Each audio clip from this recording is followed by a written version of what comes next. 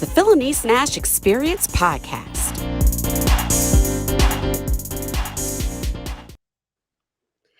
Hello, world, and welcome to the Phylanice Nashe Experience Podcast, an audio series of lighthearted and sometimes third-eye opening conversations on entrepreneurship, leadership, and relationships from the African-American perspective. I am your host, Phylanice Nashe. Welcome. The racial wealth gap makes funding for Black entrepreneurs difficult. According to Crunchbase News, the first step towards solving venture capital's diversity problem is investing in minority founders. We have a solution, and it's called the Bridge Resource Partnership Fund, started and funded in 2018 by Nashville entrepreneur and philanthropist Dr. Turner Nash Jr., with the purpose of helping Black-owned businesses bridge that funding gap. So today is part 2 of our Funding Black-Owned Businesses Through the Bridge Resource Partnership Fund panel discussion. Part 1, we met with Dr. Nash along with 3 community leaders who partnered with him on this effort, the why behind the fund's creation, the impact of the fund on its recipients, and most importantly, how you can apply for this funding. Today, we are chatting with the 5 Black women-owned business founders who received the first round of funding from the Bridge Resource Partnership Fund. We are also joined by one of the community partners who manages the application process. So let's introduce our guests. First, we have Amelia Watts, Vice President of Commercial Relationship Manager at Studio Bank here in Nashville, Tennessee. Hi. Hey, Amelia. How are you? Good. I'm great. Next, we have Domonique Townsend, founder of We Optimize Work. Hey. And then next, we have Jewell Winn, co-founder of Lighthouse on the Lake Private Club and Event Center. Hi, Dr. Winn. Hello. How is everybody? Good. We're glad you're here today. Next up is Naila Burnett, founder of Energy Juice and Yoga here in Nashville. Hey, Naila. Good afternoon. Hello, everyone. Hey. Next up is Ashley Brooke James, co-founder of Triluna Wellness. Hello, ladies. Hey, Ashley. Hi. And finally, we have Tanisha Hall, CEO and founder of Fairpoint Planning. Hello, everyone. Hey. It's a lot of us today, but we're going to get through this and just make sure everyone's mic is on so we can hear you when it's your time to be called up. So welcome to the show. Audience members, thank you very much for tuning in. We're just going to jump right on into it. So first, I want to introduce Amelia. Like I mentioned, she's the Vice President of Commercial Relationship Management at Studio Bank here in Nashville. She has been the liaison at that community partner for the fund and has been handling a lot of the application process. And most of our recipients today worked with Amelia on receiving their funding through the Bridge Resource Partnership Fund. So Amelia, let's just kind of jump into it and give a recap to the folks who are watching as to what the Bridge Resource Partnership Fund is and how someone can, apply or, look towards these funds. If you want to just kind of give us a recap about what the fund is. Yes, absolutely. So the Bridge Resource Partnership Fund is a fund of truly just donor funds that was raised by several in the Nashville community who had an interest in supporting Black-owned businesses in a way that we could bridge the gap between ownership and wealth. So what we've done is that partnership is in connection with Studio Bank. So Studio Bank actually lends the money out, and the fund actually guarantees that those funds are available to support the loan itself as collateral. So the way that you can apply for the fund is reaching out to Studio Bank or myself at amelia.watts@studiobank.com. There are a couple of other partnerships that we have in the community as well. So if you attend Watson Grove Community Church, There are some connections there that you can leverage to reach out to me as well. Or you can even just call the bank and ask for me. Awesome. Awesome. So you mentioned just briefly that, and this is a distinguisher between this fund and other funds. And I also, kind of highlight this, that this is a loan. It's not a grant towards that, towards a business. It is a loan. And it's for businesses who are past the startup phase and past the proof of concept, who are in the position that they want to grow. And the guaranteeing of the loan is what distinguishes this program from other loan programming. And we'll kind of get into the nuts and bolts a little bit more. But what I want to do, because the stars of the show are the five of you ladies who have received this funding in this first round. So what I'll do is I will start with Domonique.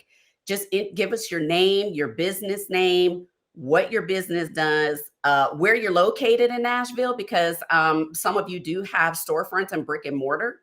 And then how long you've been in business, and what did your business do with the Bridge Resource loan funding that you received? So Domonique, why don't you start us off and tell us a little bit about yourself and We Optimize Work? Well, hi, I'm Domonique Townsend. I'm the founder and chief employee experience engineer for We Optimize Work. And I help corporations create and design human-centered work approaches to improve the operational gaps that exist in engagement, productivity, and satisfaction in the workplace, particularly for women and moms of color. We're located in Nashville. I work out of the co-working spaces at the Nashville Entrepreneur Center, as well as the Women's Business Collective, which is not that far from the Nashville Entrepreneur Center. I work out of those locations because most of my work is done directly on site with corporations. We've been in business since 2019. So I took the leap in June of 2019. We Optimize Work was incorporated in March of 2019. And with the loan money, we were able to invest in experts who were able to help us with our fine-tune our service offerings, define a clear sales strategy and strategic planning that was purposed to help position us better for B2B partnerships. We were also able to catch up on payroll, which is very important to keep your business flowing. So for the We Optimize Work team, I do have a team of that's one employee and one that is a contracted role. So I was able to catch up on the payroll expenses for them and continue to give us a runway for using the loans. The last thing we were able to do was invest in a software development consultant who helped us with the needs for our next stage for our pilot that we're looking to launch very soon. Awesome. Thank you. And if anyone wants to hear Domonique's backstory, she's been a guest on the Phylanice Nashe Experience Podcast. So check out her story. It's one of inspiration. When she says she took the leap, she really, really took the leap into entrepreneurship. So next up is Dr. Jewell Winn, co-founder of Lighthouse on the Lake Event Center. So Dr. Winn, take it away. Thank you, Phylanice, and thank you to my colleagues who've joined today. Lighthouse on the Lake is a multi-purpose facility. My husband and I founded this in August of 2020, right in the middle of the pandemic. We're located in Hendersonville. I know it sounds a long way, but it's just 2 miles from Rivergate, which is north of Nashville in the Goodlettsville area.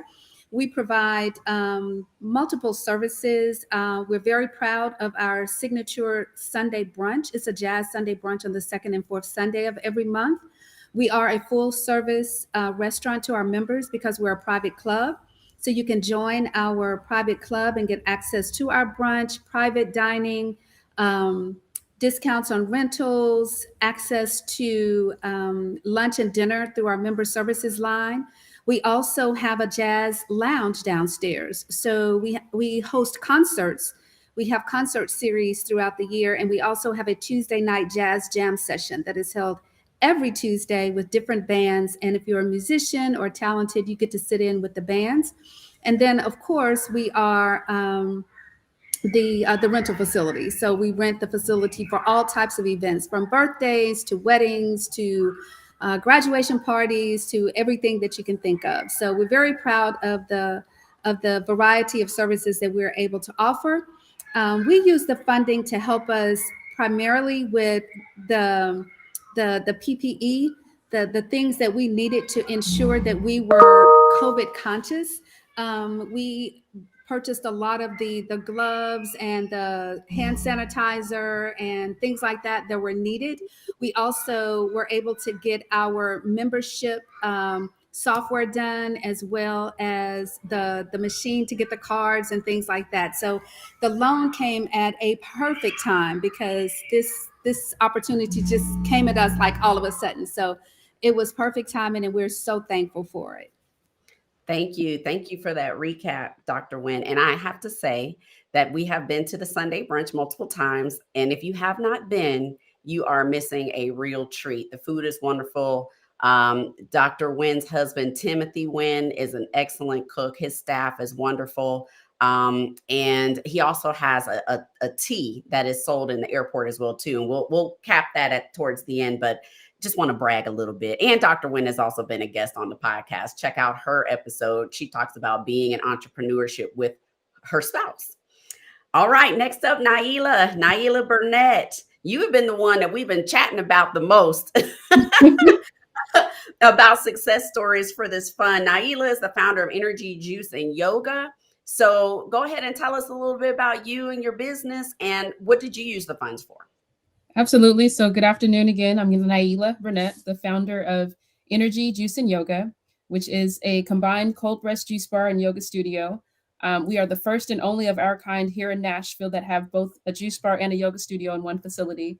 We opened up our doors in July of 2021, which for the most part, that's basically where we took and put all of our funding was into the build out of our juice bar and our yoga studio. Oh, and you just had a baby, and congratulations on that. So you had opened a juice bar, opened a storefront, built it out, and had a new one. So congratulations on that. Thank you. Thank you. Ashley Brooke James, co-founder of Triluna Wellness. Tell us about you and your business. Yes, thank you for having me here. I am Ashley Brooke James. I'm one of the co-founders of Triluna. We are a wellness company that specializes in stress management and burnout prevention. We have a concierge service to corporate. So we go, and that's both virtually and in person. But we are headquartered out of the Nashville Entrepreneur Center. That's where we work out of that co-working space. We have been in business it'll be 4 years in September. 2 years of our business was spent in a global pandemic, but we made it through. So the funds came at a really good time, because we took the focus of our business to stress management, which was one of the services that was one of our top sellers. So we kind of rebranded and put stress management at the front of our wellness. And we use the money to help us do just that. We are developing an online course for both our corporate and community partners that they can do to help better understand stress, and tools and tactics to help them manage their stress. We also have an ebook that we created at the beginning of our business. And because of the rebrand, we needed to add more things and just kind of, jazz it up. And we hired a book coach to do that. So the funds were used in that way, and we are so grateful again. Thank you. And lastly, Tanisha Hall, CEO and founder of Fairpoint Planning. Tell us a little bit about you and your business. Sure. Thank you so much, Phylanice, for having me. And thanks everyone on the panel for just being here today. We really appreciate it. My name is Tanisha Hall. I am the CEO and founder of Fairpoint Planning. Fairpoint Planning is a management consulting firm, and we basically develop transportation plans for organizations that are responsible for public transportation, like TDOT, WeGo, or some of the cities and counties across the state of Tennessee. And we just recently moved outside of the state. Basically, we use research, public engagement and outreach, and a lot of data analysis and data visualization to help tell people's transportation stories and help understand what issues we're trying to solve for, so we can develop good solutions for them. We started Fairpoint back in December 2018 after I left working for Tennessee Department of Transportation as a long-range planning director. And I had a long 2019, a very long 2020 and 2021. So when I did get the funding for the Bridge program, it was a real relief because projects were just starting to move again, and I needed a piece of software that I could not afford if I hadn't had the Bridge program. So I purchased the software, and it definitely helped me out a lot. And another thing that I was trying to do with the funds was also establish a line of business credit. That's something that's really needed in my field, to have a line of credit. So because I do a lot of government contracts, and a lot of times they take a little bit longer to pay consultants. So we definitely need to have that bridge of funding there. So this program is helping me establish my business credit, so I can then go out on the open market and have business credit in the future. And you're also located in Nashville. Do you have a storefront as well, or a location where people can come and meet with you? Actually, no. I primarily go to visit clients, but I do a lot of work outside of in the Entrepreneur Center also, as well as just working in different places around Nashville. I primarily go visit with clients. So. Awesome. And I wanted to also mention that Naila's business, the storefront, is on Buchanan Street. So if anyone wants to come by and visit and get some pressed juice or take a yoga class, they can visit her location there on Buchanan.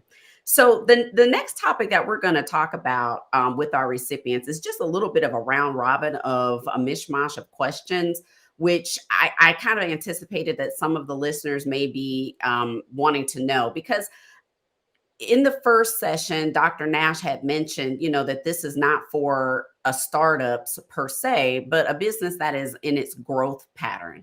And so the first thing I'm going to ask for some feedback on is, on your entrepreneurship journey, how did you know that you needed money or a loan? Where were you in your entrepreneurship journey? What was going on? This may help some individuals to kind of gauge where they are and maybe they should approach for the loan.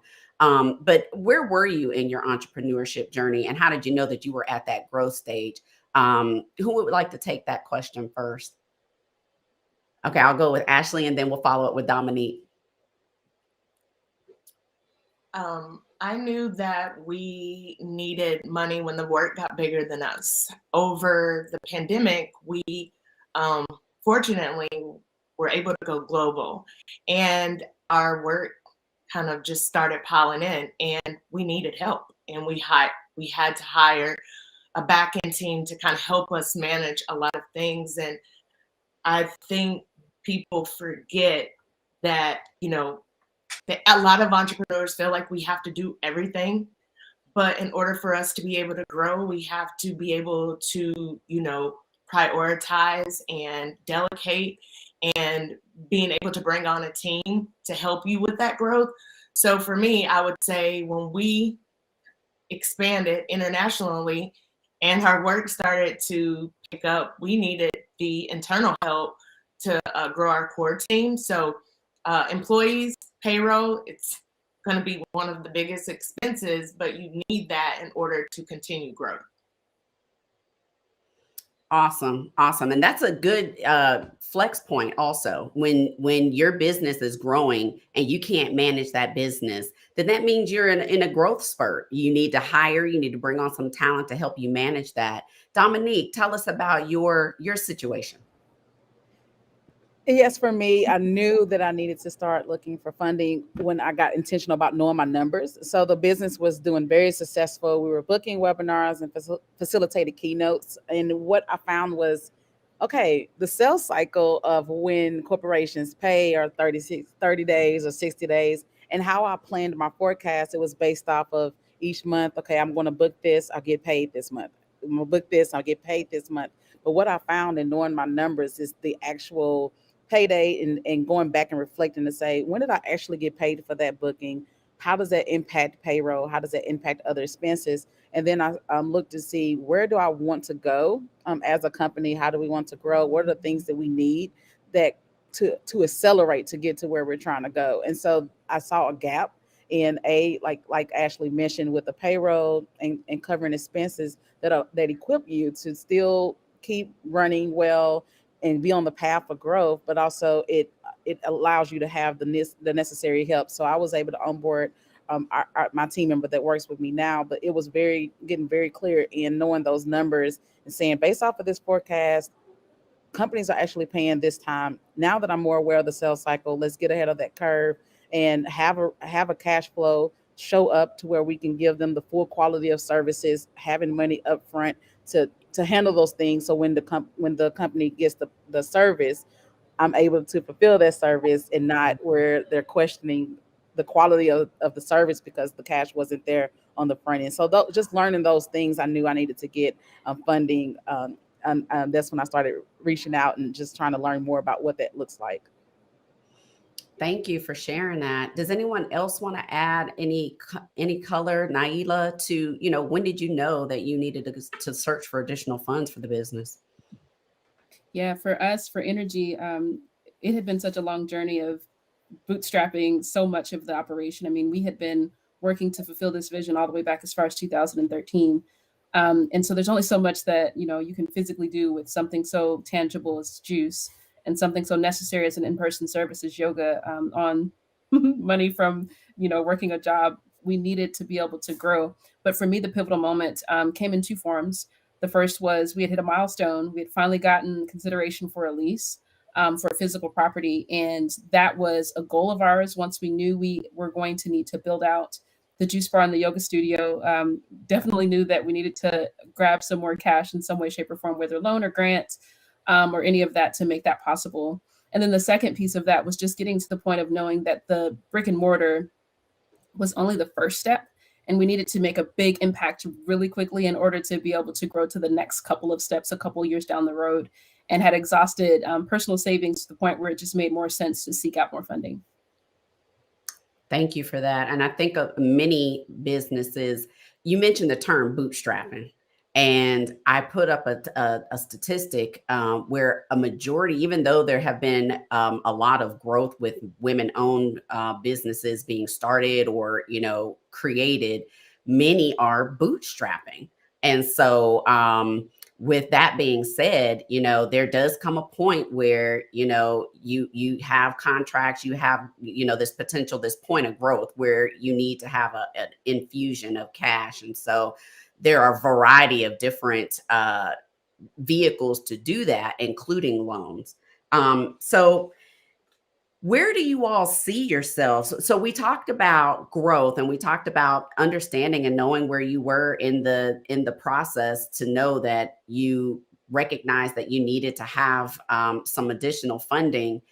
Planning, Domonique, you mentioned planning. Does anyone want to chime in on the question as to, what are your long range goals now that you've had this infusion of cash? You've had a loan, you've done these wonderful things with your business.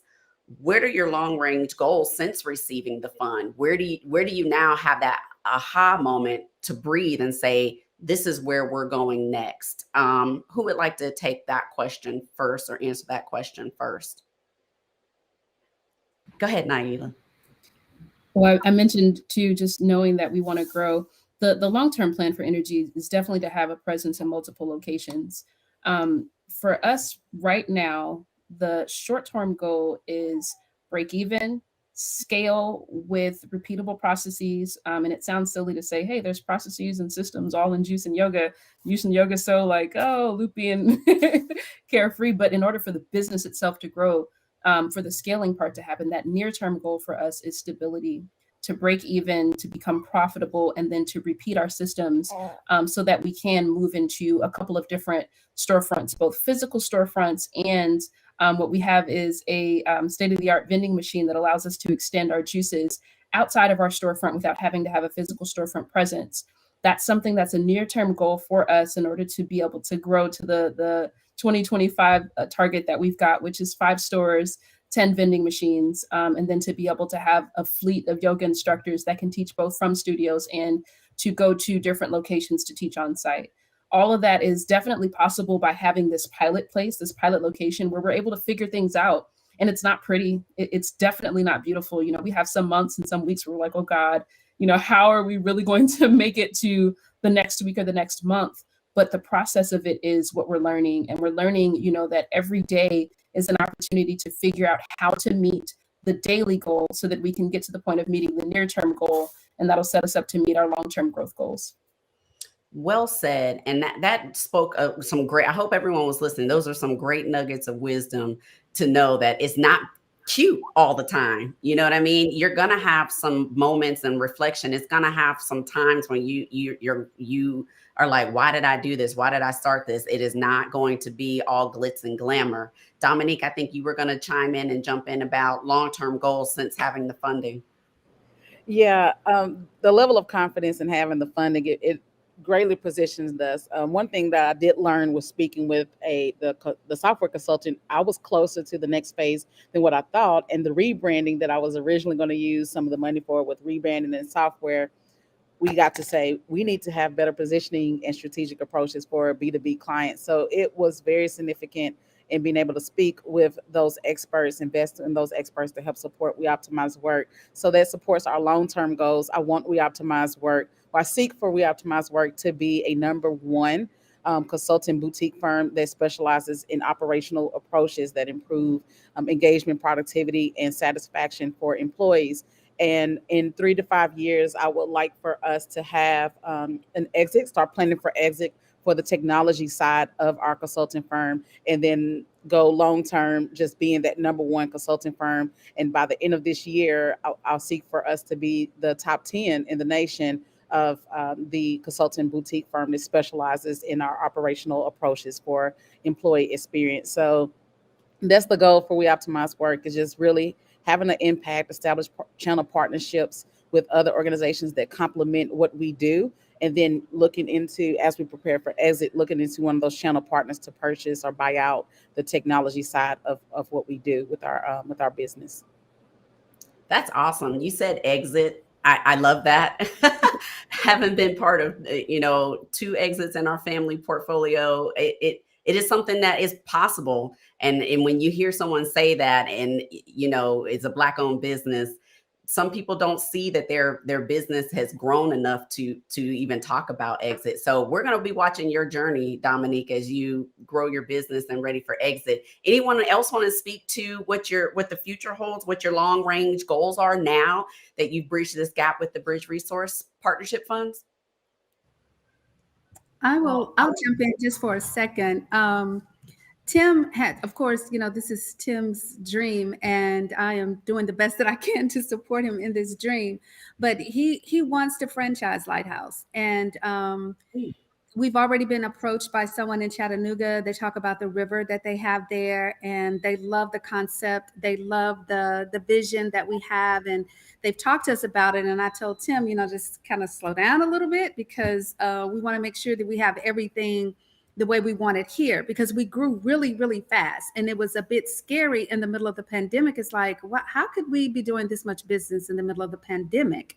And so to be able to now pivot to understand why the previous owner, she was closed for 3 months. And I'm like, oh, there's no way we'll be closed for 3 months. We've got to make the money and blah, blah, blah, blah. I see now why she was closed for 3 months, and how the business slows down in those winter months and it picks back up. But it wasn't so slow that we had to shut down. It's just, we know now we have to scale back. So in those winter months, but the long-term goal I know for Tim is to franchise at least 2 more where they're waterfront properties, probably in the next 3 to 5 years. But also, more importantly than anything, is to make sure that we are totally operationalized. Like, we just finished our standard of operation procedures for across the board, and making sure that we're in a position to have consistent staffing. So we just signed on with a temporary agency that helps get us day people in the hospitality industry. And that has been a lifesaver for us.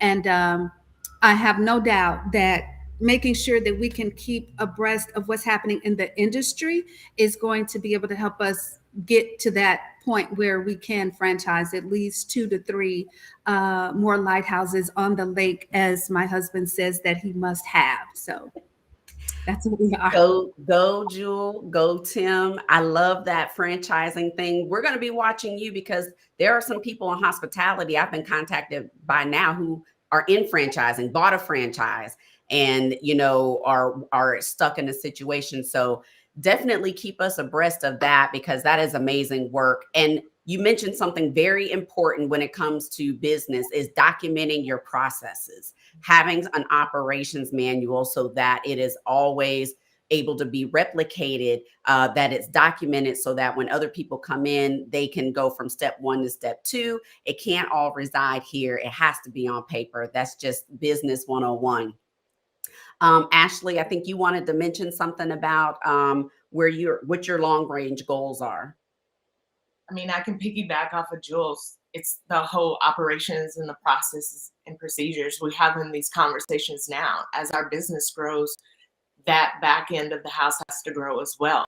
And what we're realizing a lot of times with our corporate clients, to kind of go what Domonique said as well, is like just keeping up with the software.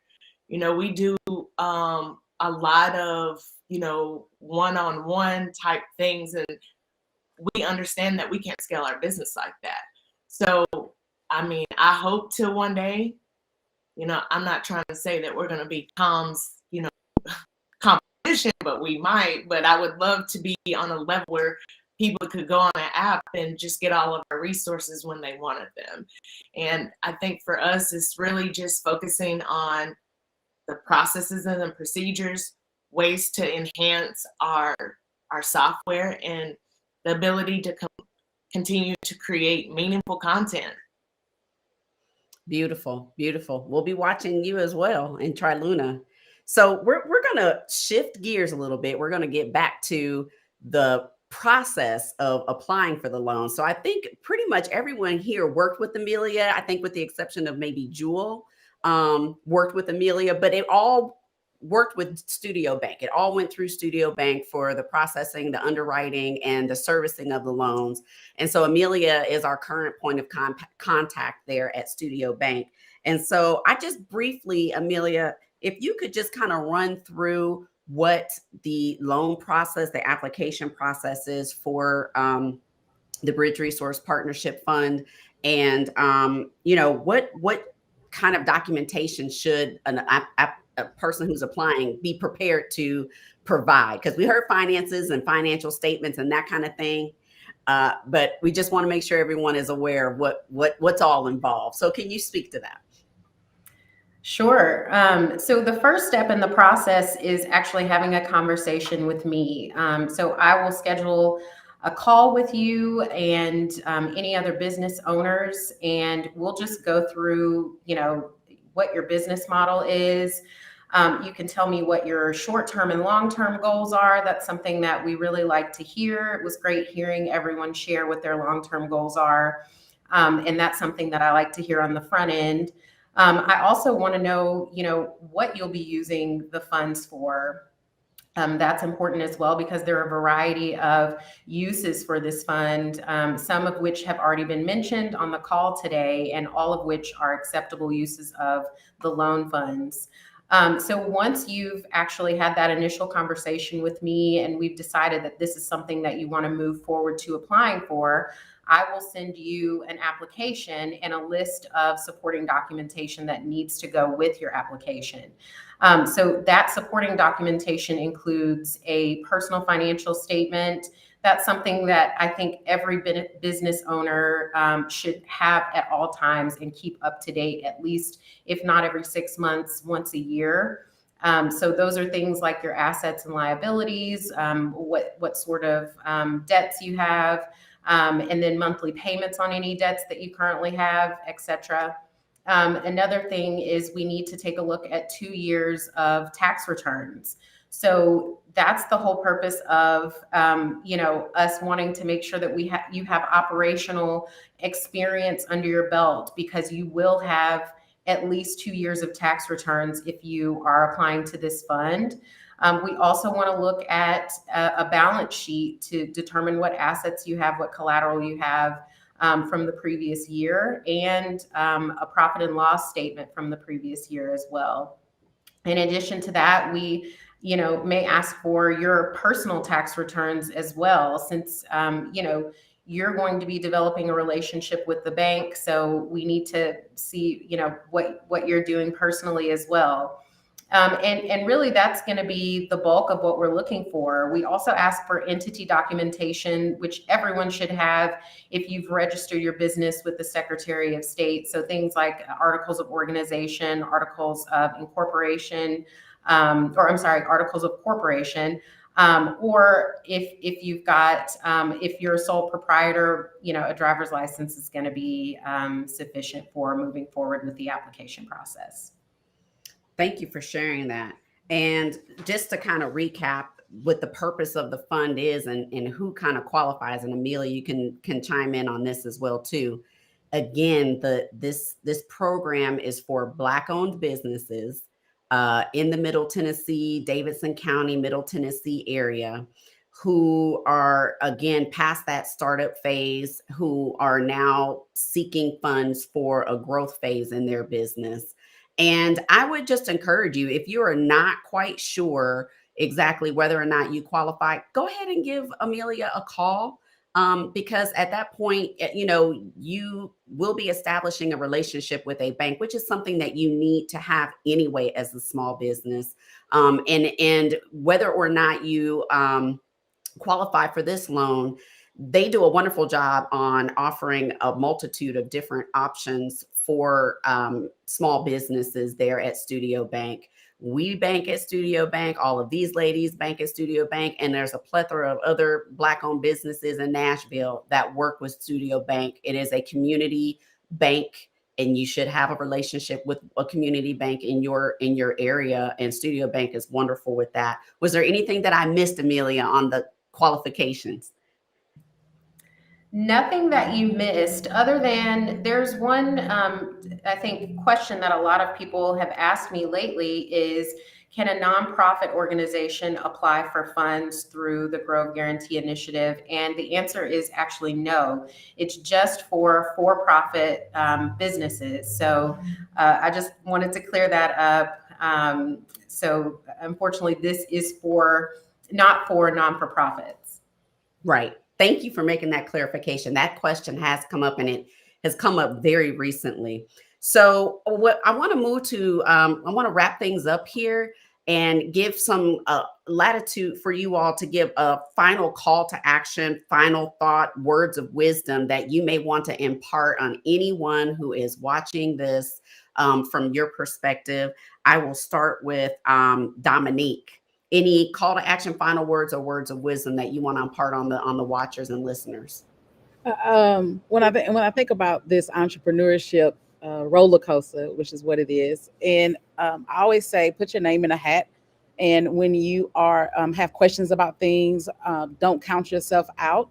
One of the things when it gets to the scope of this conversation with seeking funding and looking at the traditional route and getting very intimidated by what the banking altogether, anything around that, put your name in a hat. It was due to opening a conversation and being transparent and where I was at. And like, I have these clients, I have this gap because they don't pay until this time. What happens when I hit these routes? And just looking at traditional banking, I felt I almost counted myself out before even having a conversation with Amelia and Studio Bank, just to understand what things are out there. And you won't know unless you open up and have those conversations. Be willing to be transparent with someone, especially an expert in the field, who can guide you to the right direction to help you in your business. And that was a game changer, and just putting my name in a hat and not discounting myself because I don't know something. You find the person that knows, and they can help guide you. Your job is to be transparent and stick to the course of what you're seeking to do and the impact you're seeking to make. And I'm going out of order. But Domonique, can you also provide, if someone wants to follow you, follow your journey, watch you, where can they find your business, your website, your social media, that they can follow your journey and watch you exit on this business? Yes, we're going to exit that technology. So for me, I'm heavily on LinkedIn. So LinkedIn, Domonique Townsend. If you put a comma, LSSBB, which is Lean MBB. So Lean Six Sigma Master Black Belt after Domonique Townsend, but Domonique with an O. Domonique, last name Townsend. I'm also on Instagram, so if you want to see me in a fur and a crop top outfit or something, and speak some wisdom on some other topics, the randomness of what Domonique does, you can follow me on Instagram. I'm connected on there as well, and my website is weoptimizework.com. Thank you. So we're going to put up your social media really quickly here, and your website. And thank you for that. So up next is Dr. Winn. Dr. Winn, any final call to action, words of wisdom, final thoughts, and then we'll also put up your social media as well. Anyone who is an entrepreneur, or even if you have been in it for 3 or 4 years, continue to do your research. I just joined a mastermind group, and it has been very beneficial. Continuing to perfect what you do, have your plan, and work that plan. But don't think that you know it all, because we certainly don't. And find those people who are willing to give you really good advice. And sometimes joining groups like that can help you. We can be found at www.lighthouseonthelake.com.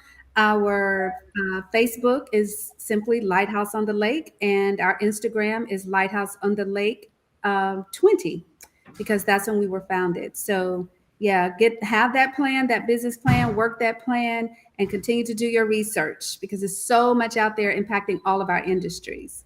Thank you, Phylanice. Thank you. All right, Naila Burnett, you are up for last call to action, final words of wisdom, or final thoughts on your social media.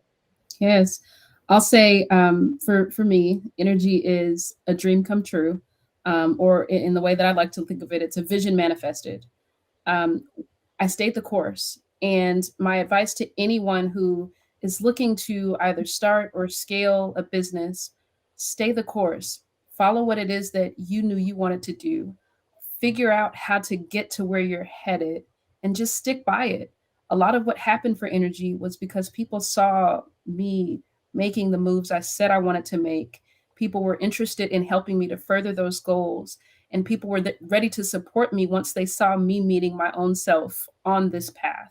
And so I say to you, if you're interested and you want to start or scale a business, visualize where it is that you're headed, and then plan for it, and then follow your plan. Plan for things to not go the way that you want them to go, and then how you will course correct so that you can get back to where you're headed. People will see you, and they'll notice, and they'll step into support. Not everyone who supports is a customer. Sometimes that support comes in the form of a bridge resource fund from someone who is watching from a distance. Sometimes it comes in the form of peers that you grow and you develop with over your journey. I'm friends with a couple of the ladies on this call. And so I say, just stay the course and remember what it is that you wanted to do, and how you visualized yourself getting there. If you want to stay in touch with the Journey for Energy, on Facebook, we're Energy, Juice, and Yoga. On Instagram, we're Energy_Juice_Yoga. And the website to reach us, if you want to check out a class or come in for some juice, is www.energyjuiceandyoga.com. Thanks, Dr. Nash. Thank you, Naila. And Ashley, you're up. Give us a final word of thought, word of wisdom, call to action, and your social media. I mean, I think all these ladies said a lot, and I'm going to say 100% listen to what they said. I'm going to say network. Get out and meet people. Put yourself in a room with people to just expose yourself, to let yourself be known, and to know other people. I'm also going to say find groups that truly serve you. Attract people that truly serve you.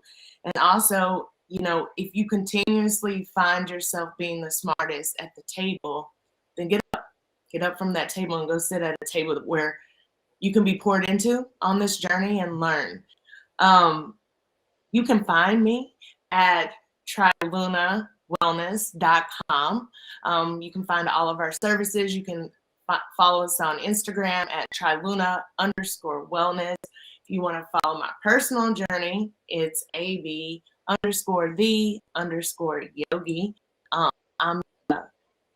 I'm the yogi that likes to listen to gangster music. So that's what you're going to get on that page. So I hope to see you all soon. Thank you for that. I'm going to follow you on the personal page. Tanisha Hall, last words, call to action, final thoughts, words of wisdom, and social media.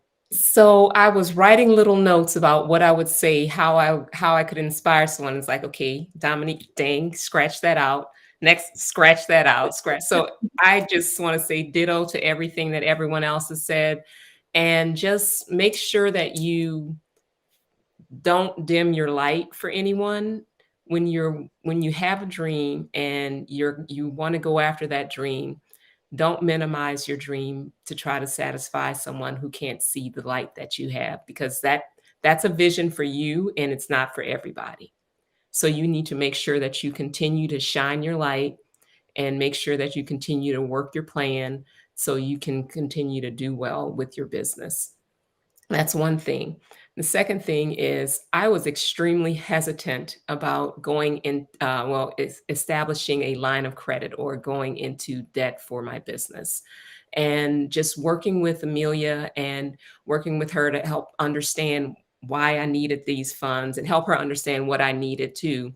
We were able to get the funds and help me grow my business. So don't be hesitant about debt. There are some good debts that are out there. So, just like Amelia said before, just talk to her, reach out to her, and she'll be more than happy to walk you through the process and figure out a way that if you do qualify for the program to actually make it work for you and help you grow your business. If you'd like to learn about what's going on in your community, we work on a lot of projects within the Nashville area that impact you. Transportation impacts everyone. And we're working on a few projects right now that are going to start coming out, but you definitely need to check us out on our website, fairpointplanning.com. You can also check us out on Instagram and on Facebook and at Fairpoint Planning. And we are more than happy to talk to you about any issues that you're having in your communities and try to come up with some potential solutions and strategies that you can implement to make sure that you can do what you need to do within your community and be more intentional on how your community is developed. And you don't have to worry about people doing stuff at you all the time. Oh, I forgot about my LinkedIn too. I have my personal LinkedIn, Tanisha J. Hall. And the business LinkedIn is Fairpoint Planning. Thank you. Thank you. And I just have to mention, I think I just saw you on the cover of the Nashville Business Journal. Was that you? Possibly. Yes.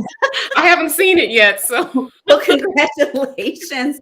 I saw it on the e-version this morning. I'm like, that's Tanisha right there. Oh, wow. Well, I need to go check my Nashville Business Journal then. Yes, please do. Please do.